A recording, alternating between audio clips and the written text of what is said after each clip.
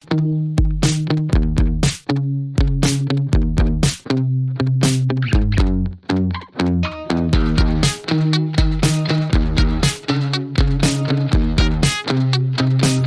is the Andre Segovia Show.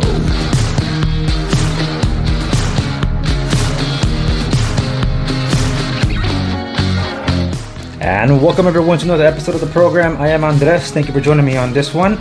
I'll be talking about the skyrocketing cost of construction in this episode, courtesy of constructiondive.com. As always, any article that I reference on any of my programs can be found. You can find those resources linked to the show notes of this episode at www.theandresegovia.com. Now, for those of you newer listeners are probably not familiar with the construction aspect of things that I am involved in. I actually am an administrator of a small construction business that services Southern California. I'm also part of an independent brokerage in real estate in Orange County. And on top of that, I'm also a property manager. So I'm across two different industries that cover just about the same kind of ground, and everything affects one another. So the economies of scales, especially when you have a property owner that wants to sell a property at a price and is hoping to get this kind of return, what then do the construction costs have an effect on that bottom line? Or vice versa. Let's say I'm managing the property for a property owner and I have to fix certain things or for whatever reason, retrofit certain items there, and next thing I know, these costs are very extravagant. How do we then figure out the budget to pay for these things or even recover from an expense that was bigger than expected? Well, in California, we have what is called the housing affordability crisis. Some of you might be on the receiving end of the bad news on that. And as complicated as a subject as it is, I've actually tried tackling that. So for those of you that are either watching or listening on the podcast, you can go to the show notes to accompany this episode, and I'll be linking episodes where I discuss that very thing. It was one of my first most controversial episodes too, because I had to really dissect this. And for some, it might not be a comfortable listen, because you got to talk about some political issues that do affect housing affordability. First and foremost being the extreme building codes in California, from Sacramento all the way on down to the municipal levels. So the issue that we have in California is the fact that we do not have actual new homes being sold. We are basically turning over the same commodities over and over and over again. And that's why Proposition 19 was being sold as, it was an increased tax scam, but it was being sold as a hopeful stopgap to provide more inventory by convincing certain segments of the population to sell their homes to take advantage of a tax break and be able to put badly needed inventory back into the industry. We'll see how that all pans out. We're about a couple of weeks away from this actually being implemented once Proposition 19 goes into effect. Some of the provisions have already gone into effect, and if you're not familiar with those, then either way, you're too late to do anything about it. But once you find out the bad news, yeah, you're going to be stuck with it. But anyway, I don't want to deal so much more on top of that. I want to get to this article from Construction Dive regarding the skyrocketing cost that's been going on a construction company. I got to tell you, we received so many letters, particularly over the winter season. We're still in the winter season, but we received a ton of them. Like every 2 to 3 weeks, we receive a letter saying that the commodity,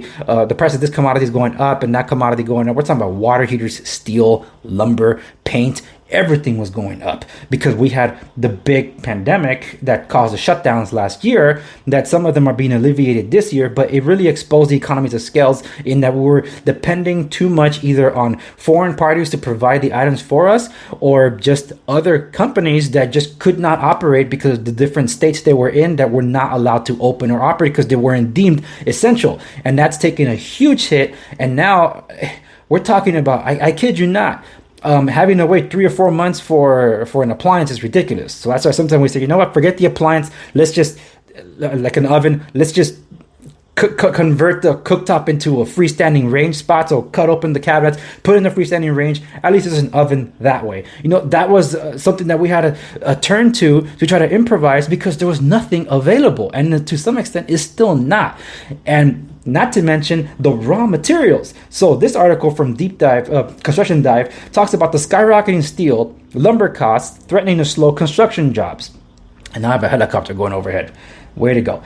So I'm going to be leaving links to the resources in the show notes so you can check it out for yourself. But here's how it goes. Late last year, Mike Taylor was paying around $750 per short ton for the rebar he uses on his concrete pours. Now that price has spiked closer to $900, a 20% increase in little over a month. Yikes. At Grand Rapids, Michigan-based Rockford Construction, one of the 400 largest contractors in the country, Director of Pre-Construction Mike Miner has been scrambling to sub in thermoplastic polyolefin roofing panels on projects where he might have used steel in the past. The reason? His suppliers hit him with 2 price hikes over the holidays, one before Christmas, the other a week later when he returned from work for the new year. All right, let's go a little further in the article. Taylor and Miner aren't alone. So Taylor was the first one in the article. Miner was the second one, the pre-construction manager. Across commercial construction, steel prices increases in recent weeks have caused contractors to rework the material costs on their jobs, and it's not just steel either. Lumber prices, which leaped up toward the beginning of the pandemic before coming back down last summer, have also shot up again recently.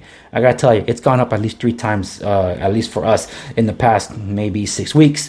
Whereas we could have got this item for about $20, now we're staring at $70 for this one particular lumber. It's like, holy smokes, we do need that, and everything's just gotten so much more expensive. And when it comes to some projects being stalled, in some cases for about a year because of legal battles or whatever with however the seller's involved, that also takes into a big hit because, like, hey, this project's been stopped for a year, pre-pandemic, during pandemic, and now semi-post-pandemic. It's not the same anymore. We have to adjust this proposal. So yeah, there's some graphs here I'm going to try to put up here, which shows steel lumber prices rising over year, and the supply chain woes that I was talking about. So this article goes a little bit deeper into this, and it also mentions about there are hoarders also involved somehow. It does take a hit, whereas if there's issues, some of you probably realized that when the toilet paper rush happened, if there's going to be a demand for certain product, then the hoarders go, they pile up on, or they stock up on all this, and either they keep it for themselves or they end up reselling this at a markup considerably higher, like what's going on with the whole Pokemon thing with McDonald's. I know, because my kids were really excited about that, and bummer I haven't been able to get them any of that because of some greedy adults that never grew up. Come on, folks, 25th anniversary of Pokemon, you're ruining it for the kiddos. But yes, so there's a lot that's happening. There's contractual changes that occur with like, okay, this supplier is not working out for me, go to the next supplier. But once you start realizing that all suppliers are running to the same thing, like all suppliers for cabinets, we're like, holy smokes, we're running to the same thing. And a lot of them had difficulty getting the raw materials. It's been a little crazy. And the gist of all this is, what effect then is that going to do for homes? That could probably definitely slow down new construction, especially when you have Simpson products. These are the metals that, depending on what you're looking for, but they tend to be the most popular metals that either hold the beams together, that you will bolt the frames down to the concrete foundations and such. Some of these parts can be 4 to 5 months out just to achieve, and that's at the foundation framing level. That's the beginning, folks. So how much longer is that going to take until you finally get to the staging area, basically? We start furnishing everything.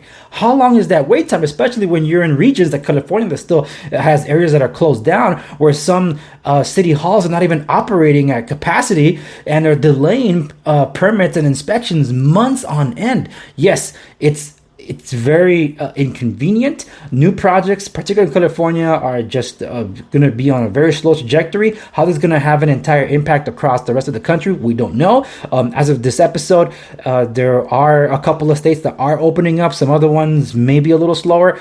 So we'll see where things go and how they affect the supply chains. But yeah, we're definitely talking about a situation where we could be looking at increased spikes in housing, because of the lack of supply versus demand. More people need housing, there's less supply. It's just that now it's not going to be relegated to California. California is like, okay, we're not really building all that much. You said that, Andres. You have zoning issues, so not really building new homes. But it'll affect commercial real estate for sure. But the other thing is that even the smaller items, like I mentioned, like appliances or even windows or cabinets that are hard to find, what do you do about renovating property that you're not building from the ground up, but you're just literally remodeling a kitchen, and you can't even find those parts and pieces, and you can't get the inspectors to show up on a proper time, or expedient time, to be able to sign off on the project, or at least give you corrections so you can continue the project.